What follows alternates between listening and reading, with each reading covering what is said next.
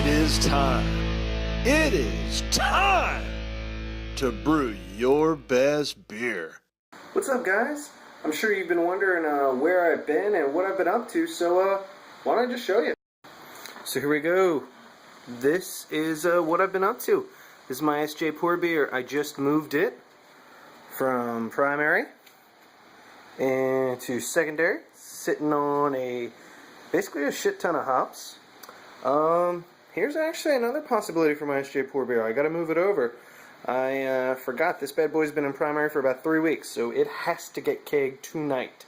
This is my Roar beer. It's a red, it's a rye oat American red. So Roar. That's going to be going into that keg tonight. So we've got a lot going on here, but yeah.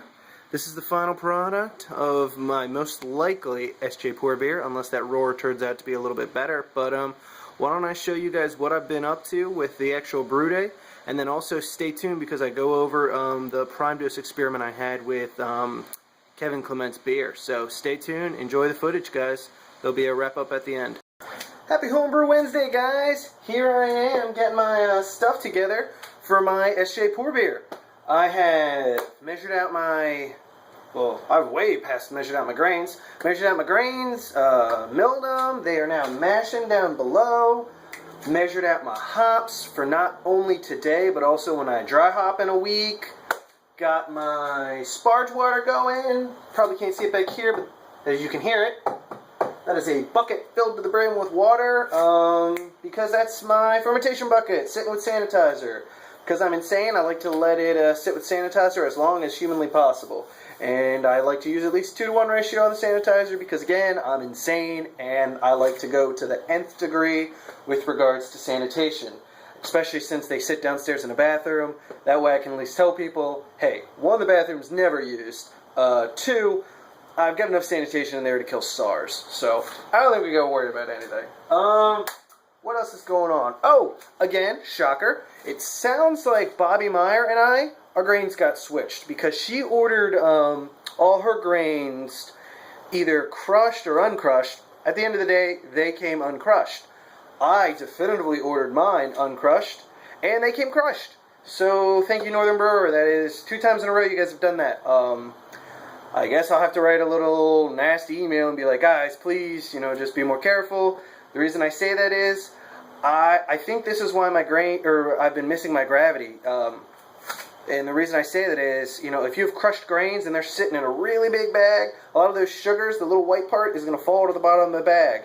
So if they grab crushed grains from the top of their bins, put it in my bag, I'm not really getting what I'm asking for. I'm getting basically more holes than the actual sugars that are on the inside. So I think that they've had a lot of turnover recently, so it's not like I'm going to stop shopping there. I'm still going to shop there. I just, they got to be more careful, and the reason I say that is I want to be able to repeat my recipes over and over, and if I'm getting different products every time, I can't.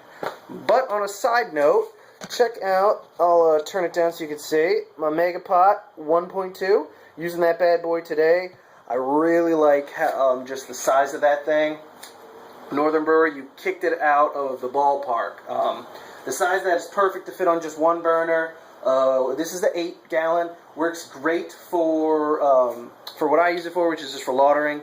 And the measurements are nice and precise. And a lot of places that I've gone to, the measurements only go by every 2 gallons. This is all the way every single gallon. So it's easy as hell to measure out 5 gallons. Just go to the 5-gallon line and you're good to go. But that's everything here. No more rambling. Let's get to basically the brew day.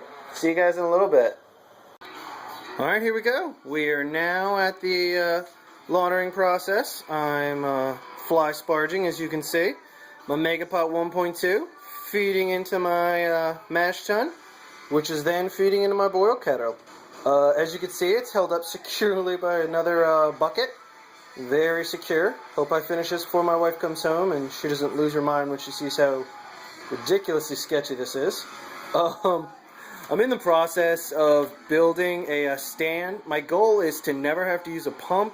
I'm only doing 5-gallon brews, so lifting up the water isn't too bad, but I just can't beat right now. This is the perfect setup. I only have to have basically one thing raised up, which is the mash tun right there, other than that, I mean, it's a perfect system. So, we'll see. I'm fly sparging this time because I don't know if you guys saw my last couple posts. I can't remember if I mentioned it, but my efficiency's been really down. I can't tell if I'm going too fast or what I'm doing, but as you can see, I need to add just a little bit more water there. We're starting to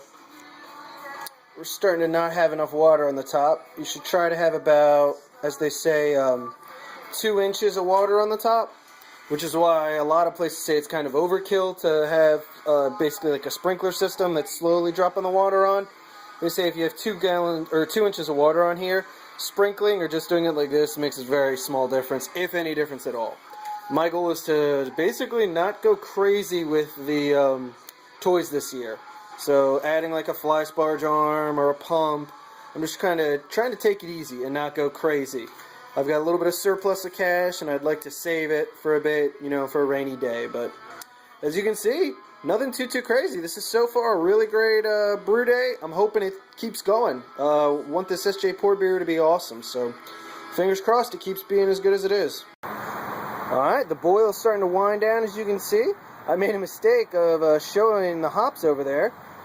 And the reason I say that is because underneath that top one, there are 3 other sets of hops that are all experimental and that basically you can't see because that is my wild card of the Sjporr competition. That's right, as I've said 100 times, in case you've missed it, I'm brewing an IPA. The only thing that's going to distinguish me from you guys is I have 2 experimental hops in this brew, plus 2 of what I would think, and I think once you guys find out, would agree, are the 2 most probably, I don't know, I'd say favorite or preferred hops for an IPA. So I got those 2, plus these 2 experimental hops, so it should be good. My test batch, as you can see, is over here and needs to be consumed. So I guess off camera, as you hear me slurping. Oh yeah, the malts in that are so nice. The bitterness isn't where I want it would be. That's the test batch.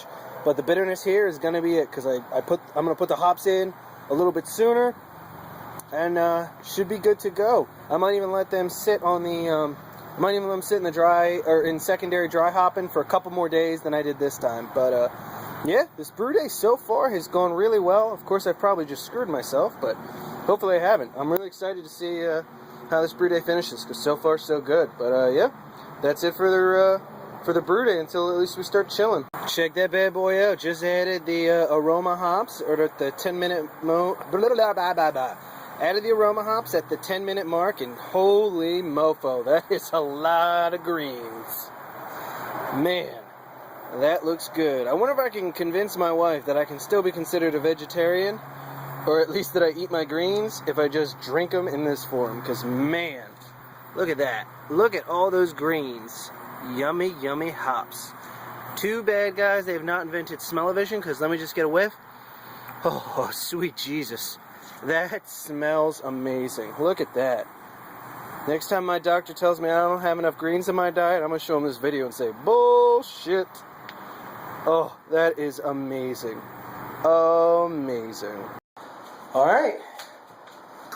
Let's see how the prime dose worked out.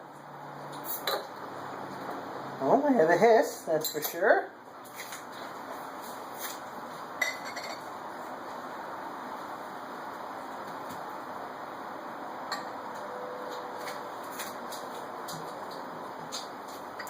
Alrighty.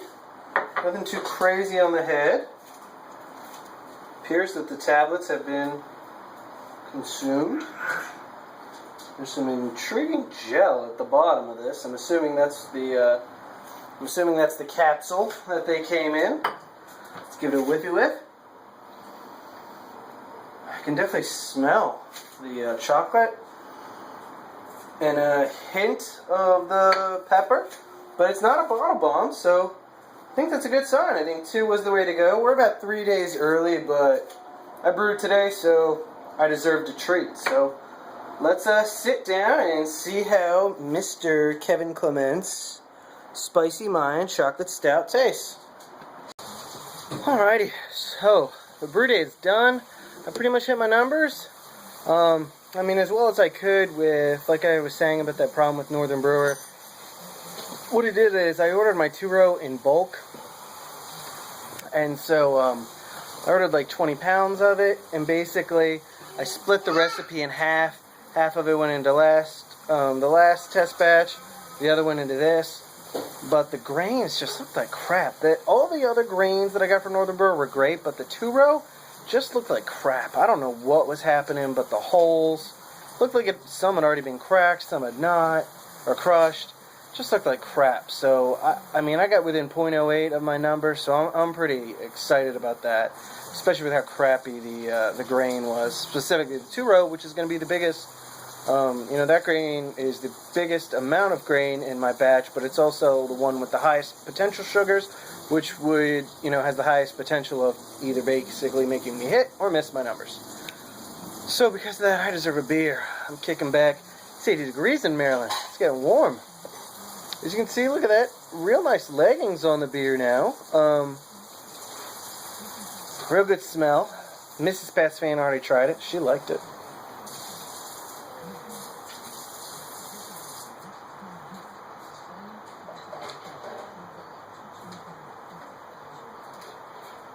Perfect amount of carbonation. The head isn't really showing it, but there's good carbonation in here. So 2 of those prime doses, it's pretty much perfect for the lower end of carbonation. If you want if you were going to do a lager or a cream ale, I'd probably do like 3 prime doses, but 2's not bad.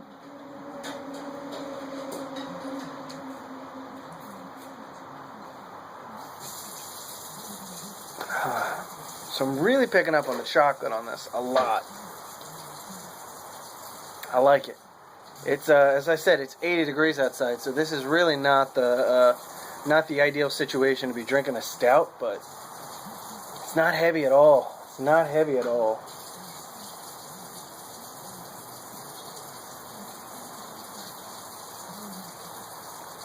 Oh man, I'm not getting a lot of spice though.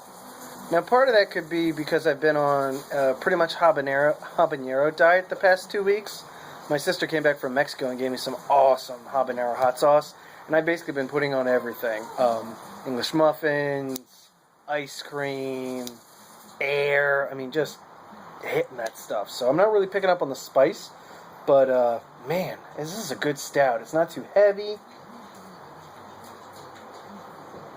Perfect amount of flavor. Definitely picking up the chocolate. Getting the chocolate all day long. Man, this is just like, this right here is just like Kevin's beer last year for the Sjporr competition. It's just money. It's where it's at. After a nice brew day, you just want to kick back, relax, have a good beer. Kevin, that's damn good beer, my man. Damn good. If you got any extras you want to send them my way, I'll hook you up. I'll put some prime doses in there, ship them back, and only charge a 10% cover fee. So you send me 10 beers, I'll keep 1. Send me 100 beers, I'll just keep 10. That's what we can do. But I gotta go.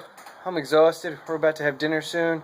Gonna have some pasta, and I'm gonna take a nap. It's a long day.